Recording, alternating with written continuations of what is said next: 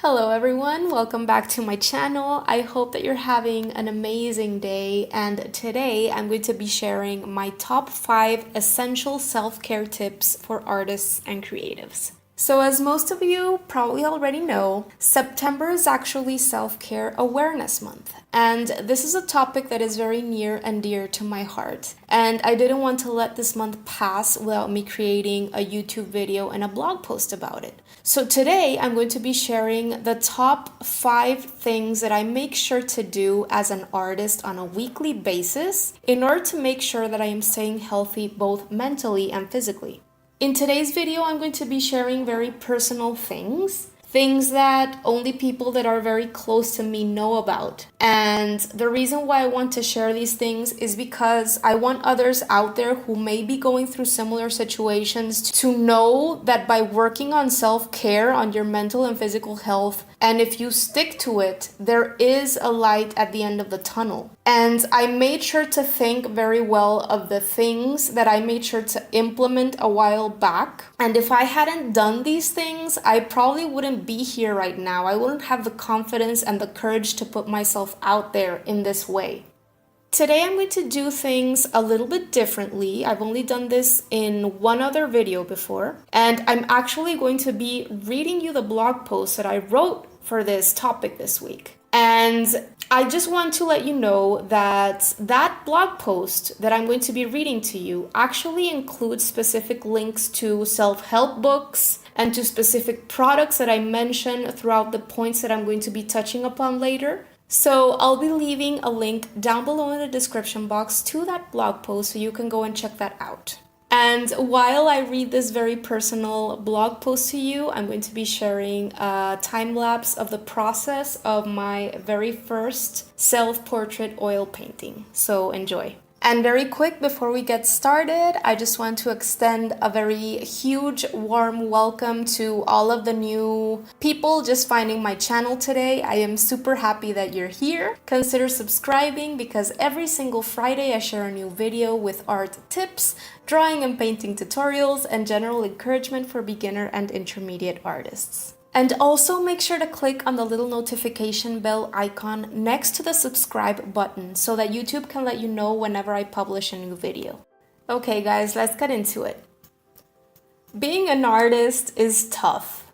Not only are we entrepreneurs, which means that we work a lot, wear a ton of different hats, and have to be willing to push ourselves out of our comfort zones constantly. But we also have to consistently create quality work that people will want to buy. Work that in most cases is created by us and us alone. Work that is pretty much a piece and extension of ourselves. All of this makes it incredibly necessary to stay strong if we're intending to make a living from our passions. Today, I'll be sharing the top 5 things that I make sure to do on a weekly basis in order to stay healthy both mentally and physically as an artist. Since I started implementing these things in a consistent basis, not only have I been able to progress artistically much faster, but I'm also able to enjoy what I do much more and have been able to put myself out there in ways that I never thought I would be able to.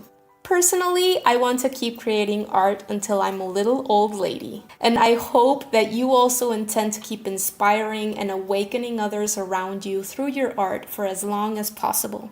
It is my objective with this blog and my YouTube channel to help aspiring artists pursue their passions full throttle, with no regrets or hesitations. However, we cannot give our all at any task if we're unwell mentally or physically. Many of us are inherently sensitive, which is even more of a reason to be aware of our well-being and get systems in place to ensure that we're not exhausting ourselves. Before getting into the tips, I'm going to share a bit about myself with you. And I'm doing this in hopes that those of you out there that feel scared, lost, uncertain, or incapable of making it as an artist understand that if you work on yourself, you can do anything. I was there too, and I struggle with personal issues every single day. If someone had told me 5 years ago that I would be here putting myself and my work out there in front of so many people and building my own art business, I would have never believed it.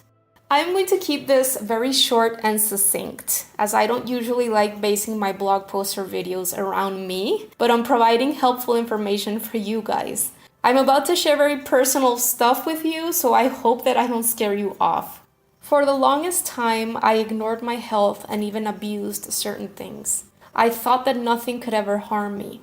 I ate very poorly or not at all. I drank a ton. Alcohol was the only thing that seemed to relax me, and I never ever exercised. This is bad enough in and of itself, but I also was completely unaware of certain aspects of myself that were causing me to feel detached from others around me, stressed out all the time, and even depressed at times. I was completely confused as to how everyone around me seemed to be able to function so well when everything affected me to levels of overwhelm. There were some days that were easier than others, of course, but for the most part, I envied people that were able to relax and enjoy their lives. I felt like there was something wrong with me, and I won't even start getting into the disgusting, pesky little habits that I started developing due to nervousness. This went on all throughout my teenage years and into my mid-20s. It all changed after I ended up at the emergency room for the first time in my life due to a severe abdominal pain that wouldn't allow me to stand up straight. I'll spare you the details, but I was bedridden for about 2 weeks and in a pain unlike anything I'd ever felt before. It got to a point at which I was unable to breathe properly because it hurt under my ribs when I did. Needless to say, the whole experience scared me a lot, and I decided to make life changes. I realized that I was pushing myself way too much and that the stress level that my current job was causing in me was just unsustainable. With all this, in combination with my total and utter lack of self-care, something was meant to happen sooner or later. This was a point at which I started doing tons of research about everything health related. I started eating a lot more healthily, exercising a few times a week, drinking more water, limiting alcohol and junk food, etc. I also started reading self-help books and actively sought information from psychologists who helped me understand more about anxiety disorders. A lot of things became clear to me at this point in regards to past physical ailments, nervous habits, and my mental processes. Once I knew what was happening and why, everything changed. My monster now had a name, and I started learning the tools necessary to live my life without letting it affect me to such a great degree. I still have a ton of work to do, but I've learned to embrace my weaknesses as parts that make me uniquely me. And what matters is that I'm continuously moving the needle forward every single day towards becoming a better version of myself. Today, at 33, I can honestly say that I've never been in better shape. I've never been happier or more productive. My life goals have never been clearer to me, and I can sincerely say that if I hadn't made that firm decision years back to take better care of myself and make self-care a priority, I would have never gained the courage and the confidence to be here now. Okay guys, so after having shared all that with you, I am now going to move on to the 5 things that I make sure to do every single week in order to stay happy, healthy, and productive as an artist. As artists, we tend to sit and hunch over a ton. Not only this, but a lot of us tend to get into our work to such a degree that we can work for hours on end and ignore the most basic human necessities like going to the bathroom or drinking water.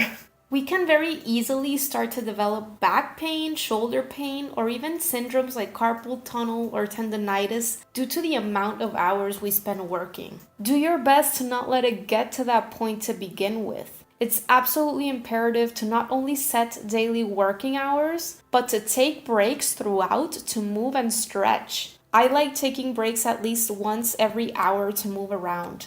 If you're anything like me and you get so sucked into your work that you forget what time it is, set alarms. Prioritize movement and stretching no matter what.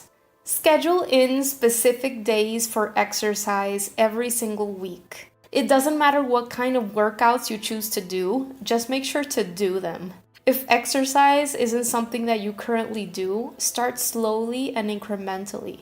I'm a total fan of fitnessblender.com and have been actually using their videos to work out from home for years now. Fitnessblender.com is absolutely amazing. I highly recommend you check them out if you like working out from home as opposed to going to a gym. Their videos are absolutely free and you can do them with minimal equipment. They provide all sorts of workouts for every fitness level, so there's really no excuse. I'm now at a point at which I work out intensely at least 5 days a week, doing both HIIT workouts and strength training. And as an artist, I focus on keeping my posture strong and staying limber.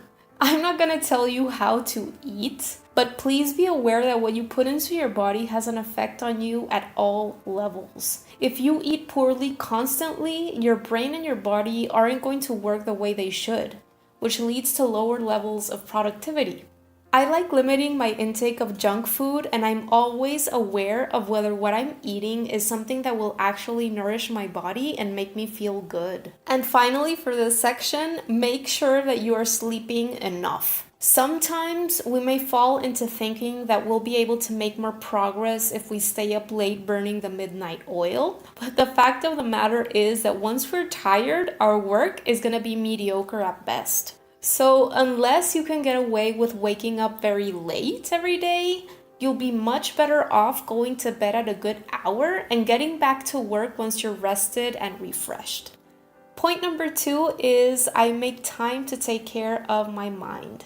Just as important as taking care of your body, you should also make time to stay as balanced as possible mentally. For me, this means writing out my feelings and thoughts every single morning, and making sure I'm doing brain dumps throughout the day in list form, especially if these ideas could be useful for my work. It's hard for me to shut my brain off, and these 2 exercises are absolutely essential for me to do on a daily basis.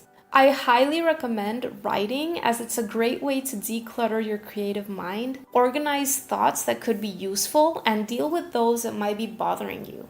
Personally, I love waking up early and being able to take my time getting ready for the crazy day I know I'll be having. If I don't have that quiet time for myself at the beginning of the day, my entire day will suffer. I have adopted the habit of writing morning pages after waking up, and I also do my best to have another quiet moment to myself before going to bed to be thankful for everything I have. Taking care of your mind might also mean starting your days with 10 minutes of meditation, taking a walk mid-afternoon to clear your mind, or sitting down for dinner with your partner or a friend to talk about your day. As an introvert, having time for myself is absolutely essential for me to be able to recharge. I don't feel guilty about missing social gatherings if I don't feel up to it. I tell others about this, and I'm completely unapologetic about it. The alone time each of us needs varies from person to person, but I really think that even the most extroverted people should make time for introspection and self-analysis. And wherever you're at the introverted to extroverted spectrum, if you feel you need help, never hesitate reaching out to others. Sometimes even doing research for yourself helps, as it helps you understand that you're not broken or alone. Reading self-help books is something that has helped me deal with my anxiety a lot. In the blog post directly related to this video, I'll be linking to 3 excellent books that I read this year that I found extremely helpful. I'll be leaving the link to the blog post down below in the description box so you can go and check them out in case you're interested. Point number 3 that I make sure to do every single week to stay happy, healthy, and productive is to review my short-term and long-term goals in personal, work, and interpersonal categories. It's super important for you to understand that personal, work, and interpersonal goals are all equally important, and you should know what you want in each of these areas in your life. I'm gonna go out on a limb here and say that most people go through life without really giving thought to what they truly want. They settle for what's expected and let life happen to them instead of fighting for their dreams to come true. And this is a surefire way of feeling unfulfilled and unhappy. With introspection comes getting to know yourself. And with getting to know yourself comes discovering what you truly want in life. This in itself will bring you a ton of clarity. Once you're there, it's important to give thought to your specific short-term and long-term goals in order to set the necessary steps to get there. No matter where you're currently at or where you want to get to, prioritize those goals. A while back, I wrote a blog post titled Time Management for Artists: My Secrets for Staying Consistently Productive, which I highly recommend you read if you feel like you're wandering aimlessly through life, like I felt before. I provide a free workbook to help you set your personal work and interpersonal goals, as well as ideas for scheduling your week to ensure you're progressing in the direction you want to go in. One more point that I don't want to leave out of this section is that it's very important to learn to say no to the things that don't align with your goals once you have established them. Time is the most valuable resource that you and I have, and you shouldn't waste it on activities or people that aren't going to make you happier or get you closer to your goals. This includes shutting out people that may be affecting you in negative ways. And please, as you're working hard towards your dreams to come true, don't forget to celebrate each and every small victory that comes your way. Point number 4 in my list of things that I do each and every week to stay happy, healthy, and productive as an artist is I schedule time in for organization and keep my working area as safe as possible. So unless you're a clean freak or have people that help you with cleaning or don't have very much going on in life and you like to clean, I'm willing to bet that your home and or working area tends to get cluttered and messy pretty fast. Most of us are directly or indirectly affected by the environment we're in. This leads to being more stressed and less productive overall. Not to mention, as artists, we can have more accidents happen, we can waste more time when we're unable to find things we need, and it can also lead to serious health problems depending on the type of artwork that we create. So make sure you're staying as organized as you can and always follow safety instructions when using materials that are toxic. If you're a painter like I am, always work in well-ventilated areas and make sure you're using gloves so that potentially harmful substances can stay away from your skin. If you can, check out brands of art products that are doing their best to provide non-toxic paints and mediums like Gamblin. I personally like scheduling in at least a little bit of time each week to take care of things like organization, cleaning, and admin tasks so that things don't start piling up literally and in my head. It may seem like a waste of precious time, but I assure you that you'll be saving a ton of time in the long run. As artists, we do what we love for a living, and I really think that keeping things organized and being able to work in an inspiring space really helps us keep things as enjoyable as possible. And the last point in this list is I make time to socialize and do activities that I love that are unrelated to my work. As artists, we spend a lot of time alone. It's important to make time to nurture our relationships, especially the ones that we have with people that are important to us. No matter how introverted we may be, human beings are social by nature, and spending time with positive, like-minded people that lift us up is essential for us to be happy. And lastly, make sure that you're setting aside time each week for activities that relax you and bring you joy. This may be difficult to do, as I'm sure that art was once one of these activities for you. I try to do my best to schedule in time for activities that will help disconnect me from my work for a while, like going to the movies, going out to dinner, or hanging out with friends. Okay, everyone, so that is going to be it for this video. I hope that you enjoyed it and I hope that you found it helpful in some way. I would really love to know in the comment section below if you have any systems set in place that help you keep creating consistently. I would also really love to know if anybody is brave enough to share what you're struggling with in terms of being able to stay motivated to create artwork.